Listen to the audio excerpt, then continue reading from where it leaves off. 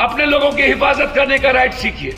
इसलिए तो हम संन्यास लेंगे या तो तेजस्वी जी आप इस्तीफा दे दीजिए। यदि बिहारी 3 दिनों के अंदर दर्जनों बिहारी ना मारे गए हो तो रो के कहता है कि भैया बचा लीजिए, भैया मेरी बीवी अकेले है। 15 दिनों से लेके आज तक हर दिन मैंने कहा, सीतामढ़ी से लेके हर जगह रात भर फोन आता है मुझे, रो के कहता है कि भैया बचा लीजिए, भैया मेरी बीवी अकेले है, भैया मेरे बच्चे भी लग जाएंगे, भैया मेरी मां मर जाएगी। 1000 फोन आता है एक दिन में। मस्त है, केक काटने चले गए, कोई लेना देना नहीं, काट रहे, काटिए केक, लेकिन पूछ तो लेते स्टालिन जी से। जिस स्टेट या तो आप जाते नहीं, जाए तो आप समाधान निकालते। इसलिए ये नहीं होगा। हमेशा राजनीति, हमेशा पॉलिटिकल अप्रोच, कब तक? हम नीतीश जी से आग्रह करेंगे कि नीतीश जी इसको सीरियस लेने की जरूरत है। और तेजस्वी जी गलत ट्वीट है, आप क्षमा करिए और जाइए आप फिर से तमिलनाडु, जहां आपके दोस्त हैं उनसे बात करिए।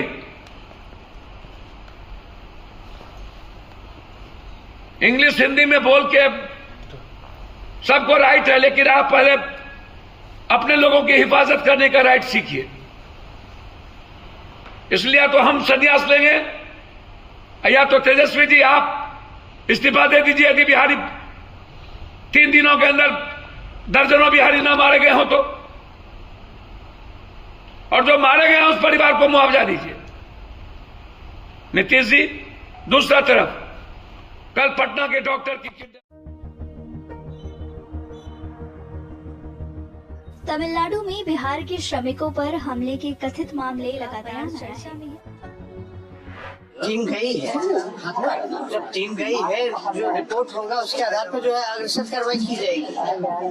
तो उसमें क्या है, हमने तो उस समय भी विधानसभा में ये कहा था कि उस समय भी पूर्व में डीजीपी का जो बयान था वो हमने वहाँ का पढ़ के भी सुना दिया था विधानसभा में। और ये भी विपक्ष को कहा था कि अगर कोई इसके अलावा भी बात होगी तो सरकार जो है इसको टॉलरेट नहीं करेगी, चाहे यहाँ की सरकार हो या वहाँ की सरकार हो।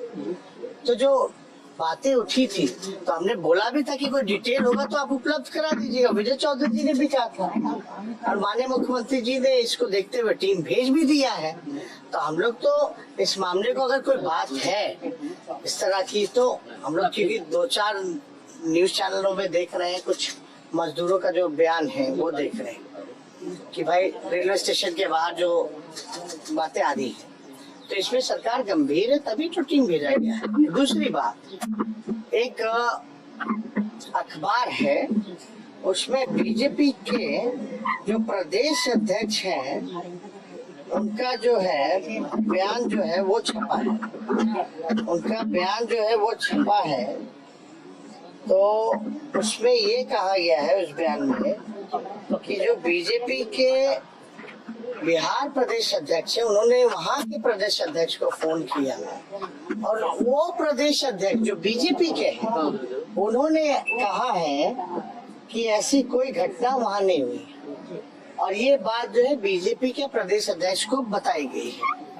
हालांकि फिर भी कौन क्या बोलता है नहीं बोलता इससे हम लोगों को मतलब नहीं है, लेकिन सच्चाई क्या है, सच्चाई को पता करते हुए जो है हम सभी लोग जो है हमारी सरकार माननीय मुख्यमंत्री जी ने टीम को भेजा है। जब सच्चाई सामने आ जाएगी तो अग्रसर जो है कार्रवाई की जाएगी।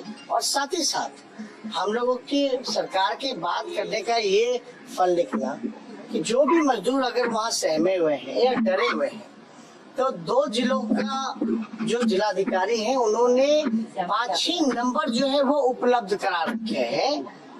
कोई भी अगर कोई फंसा है कहीं तो इमीडिएटली जो है उस नंबर पे कांटेक्ट करके जो है अपनी बात को रख सकता है। तो सरकार वहाँ की जो है कार्रवाई।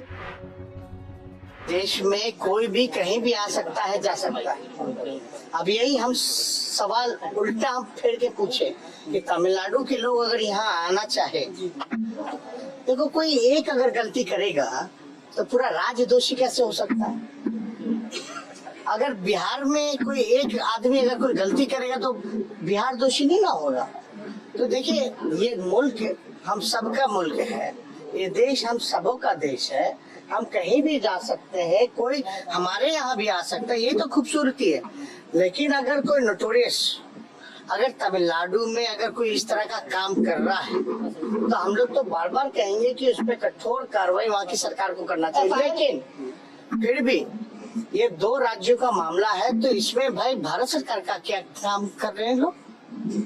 भारत सरकार का कंसर्न आपको दिखे इस पूरे मामले में? भारत सरकार की भूमिका बनती है कि नहीं बनती? जब दो राज्य में अगर कोई विवाद अगर कोई उत्पन्न हो रहा है, हुआ नहीं हुआ लेकिन बातें चल रही हैं, तो इसको सॉर्ट आउट करने के लिए कुछ तो स्टेप उठाना चाहिए ना। हम लोग तो टीम भेज रहे हैं, सारा चीज हो रहा है, लेकिन इस तरह का देखिए हम बार बार कहेंगे, कोई भी कहीं भी इस देश में रह करके अगर घृणा फैलाने का काम करेगा, समाज को बांटने का प्रयास करेगा, तो इनसे हमको सावधान रहना।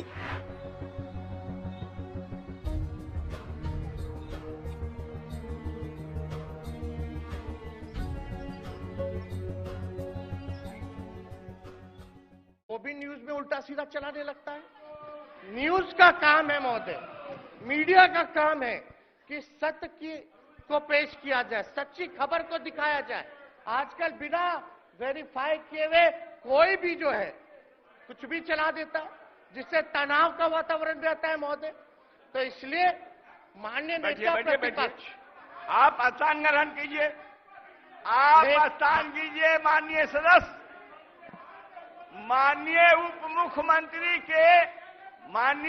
मुख्यमंत्री के जवाब को आप समाप्त होने दीजिए। आप स्थान ग्रहण, चिल्लाने से कोई फायदा थोड़े होने वाला। तो अध्यक्ष महोदय, ज्यादा कुछ हम नहीं कहेंगे, लेकिन हम बोलेंगे कि भाई आप एक रिस्पॉन्सिबल पद पे हैं, संवैधानिक पद पर हैं, और जो आप लेकर के हाथ में बैठे पहले उसका भी जांच करा लीजिए, क्योंकि इससे पहले दो खबरें जो आप गंभीरता का सवाल लेकर के हाउस में आए, दोनों नकली निकले और फर्जी निकले।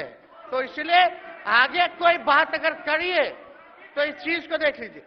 अच्छा, उसमें वो जो वीडियो दिखाइएगा, सुन लीजिए नेता प्रतिपक्ष, जो वीडियो दिखाएगा उसमें कोयम्बटूर लिखा है या कोई जगह का नाम लिखा है, या बिहारी और तमिल में आप फर्क बता दीजिएगा कि वो लोग कौन है, कैसे पता कीजिएगा? वो तो वहां की पुलिस ही जो है बताएगी। और अगर हम लोगों पर विश्वास नहीं है, सुन लो यार, अगर हम लोगों पर विश्वास नहीं है तो आप ही के देश के गृह मंत्री हैं, उन्हीं से जांच करवा लीजिए। राज्य गृह मंत्री भी बिहार के, उनसे जरा पूछ लो।